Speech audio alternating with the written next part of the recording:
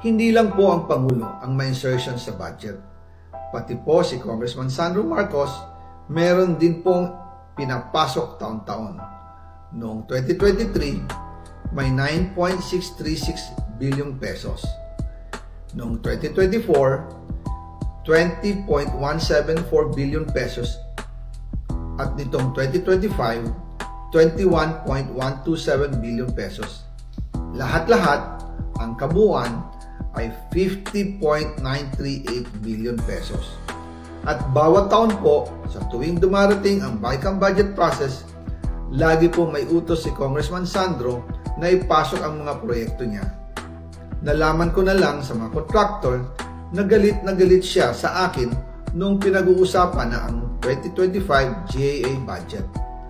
Ang sabi daw niya, ipatatagal ako at magpa-file ng maraming kaso laban sa akin. Kasi kulang ng 8 billion pesos yung insertion na gusto niyang ipasok. Ang dahilan daw, may mga contractor na nakapag-advance na sa kanya at dahil hindi na ipasok ang buong halaga, kailangan daw niyang magsauli sa mga yon. Para malinaw sa taong bayan, ilalabas ko po sa video na ito ang listahan ng mga proyekto na kasama sa mga insertions ni Congressman Sandro. Naririnig